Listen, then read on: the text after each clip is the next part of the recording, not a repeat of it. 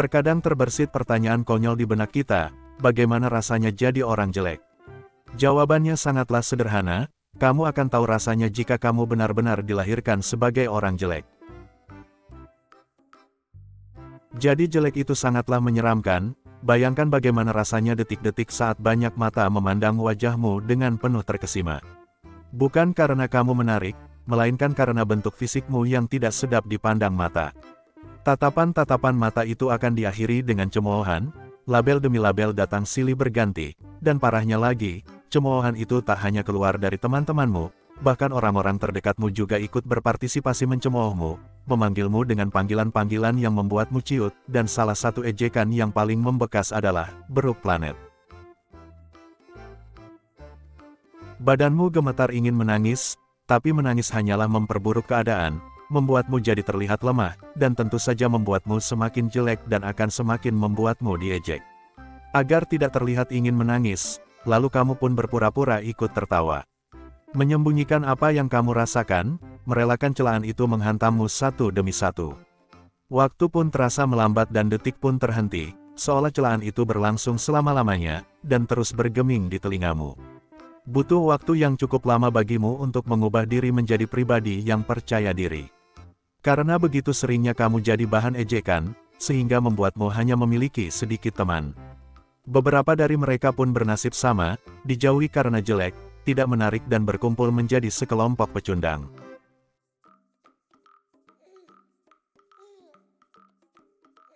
Memiliki wajah ganteng atau cantik memanglah sebuah anugerah pemberian Tuhan yang wajib kita syukuri.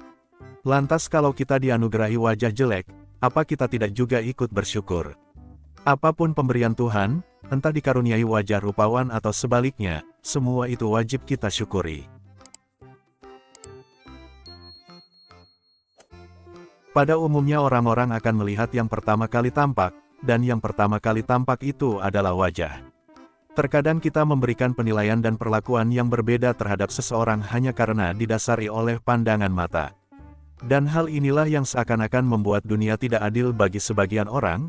Dengan mudahnya kita bisa memperolok-olok orang yang dianggap berwajah jelek sebagai polusi pemandangan, dan sudah barang tentu si pengejek merasa dirinya lebih cantik, atau lebih tampan ketimbang sasarannya. Walau bagaimanapun, perkara perbedaan perlakuan antara wajah cakep versus wajah jelek ini tak akan mudah berakhir, dan hilang begitu saja di akhir zaman, dan di tingkat yang paling dasar sekalipun tetaplah sama, selalu ada pengecualian terhadap orang-orang yang rupawan.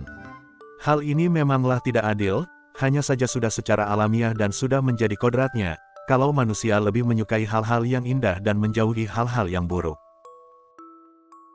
Para orang tua, guru, dan lembaga pendidikan maupun dari lingkungan keagamaan, juga selalu mengajarkan istilah "don't judge the book by its cover" kepada anak-anak mereka.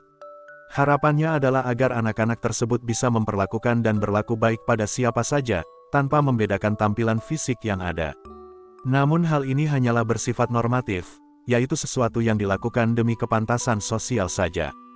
Dan selanjutnya di kehidupan mendatang, anak-anak ini tetap akan tumbuh memiliki preferensi dan selera fisik masing-masing. Mulai menyukai seseorang lantaran wajah dan penampilan, tingkat kekerenan, tingkat popularitas dan lain-lain.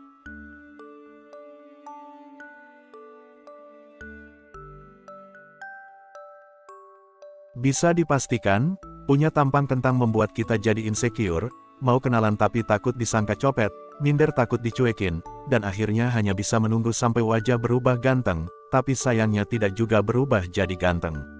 Lalu apa yang harus dilakukan ketika kita sudah telanjur menjadi orang jelek? Hal yang seharusnya pertama kali kita lakukan, yaitu bersyukur atas pemberian dan pembagian wajah dari Tuhan Yang Maha Kuasa.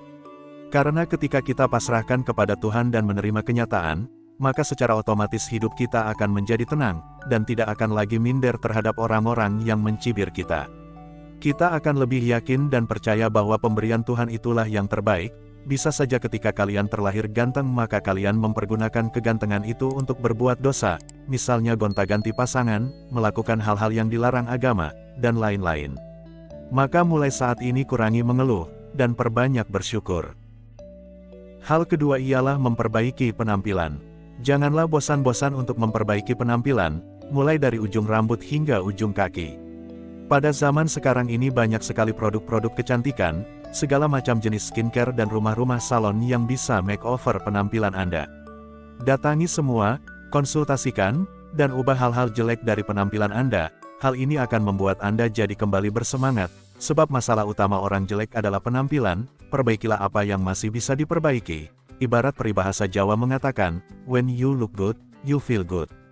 Janganlah jadi pemalu, karena pemalu itu hanya keren untuk orang-orang ganteng. Kita sebagai orang jelek ditakdirkan untuk tidak kenal malu, dan tidak tahu malu. Orang jelek pemalu justru hanya akan melengkapi kejelekannya, dengan kata lain jelek paket lengkap. Perluaslah pergaulan, dan mulai memperbanyak relasi, lalu jadikan diri Anda populer. Hal ketiga ialah rajin belajar.